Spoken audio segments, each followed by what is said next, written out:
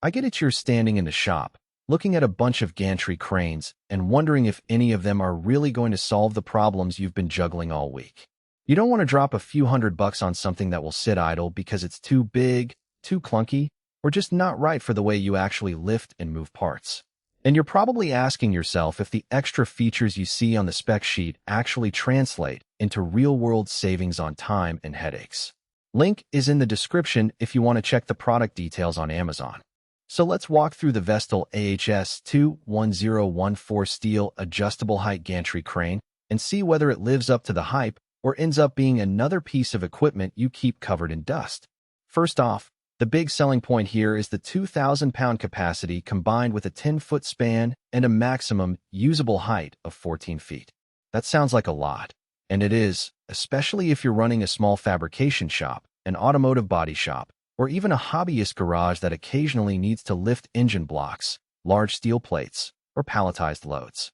The crane's frame is welded steel, which means you're not dealing with any cheap bolted-together sections that can loosen over time. In practice, that kind of construction holds up when you're repeatedly raising and lowering heavy items. There's less wobble, and the joints stay tight without you having to retighten nuts after a few weeks. What really sets this model apart is the way you adjust the height. The design allows you to use a fork truck, a hoist, or any overhead lifting device you already have on site to raise the crane's legs. That's a practical advantage because you're not forced to buy a dedicated hydraulic pump or a separate jack just to get the crane up to the right level.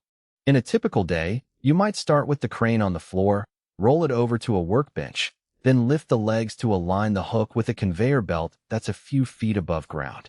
The whole process takes a few minutes and doesn't require a lot of extra tools, which means less downtime between jobs. The 4 swivel casters are made from glass-filled nylon and feature 4-way position locks. Those locks are a small but meaningful detail. In a workshop where the floor can be a bit greasy or you have occasional spills, you want the crane to stay put once it's positioned.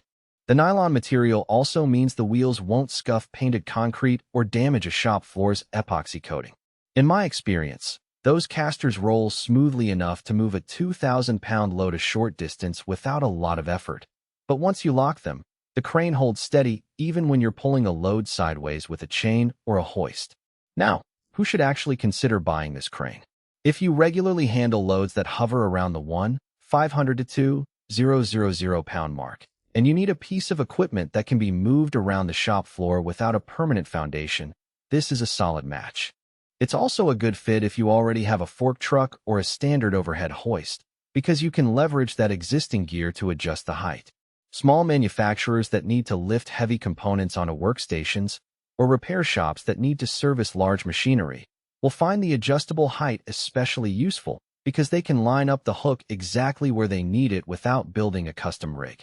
On the other hand, if your typical loads are under 500 pounds, or you only need to lift light sheet metal a few inches off the ground, you're probably overpaying for a crane that's bigger and heavier than necessary. The unit itself weighs several hundred pounds, so you'll need a forklift or a pallet jack just to get it into the shop the first time. If you don't already have that kind of equipment, you're adding another expense to the purchase. Also, if your workspace is cramped and you can't accommodate a 10-foot wide base, you'll end up fighting for room rather than gaining any real benefit. Let's talk about the practical strengths that aren't obvious from the headline specs. The steel frame's welds are designed to meet CMAA and ANSI standards, which means the crane has been tested for safety in industrial environments.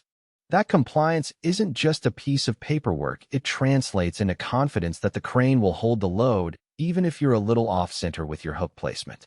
In a real-world scenario, you might be lifting a bulky engine block that isn't perfectly balanced. The certified design helps keep the load stable and reduces the risk of a sudden shift.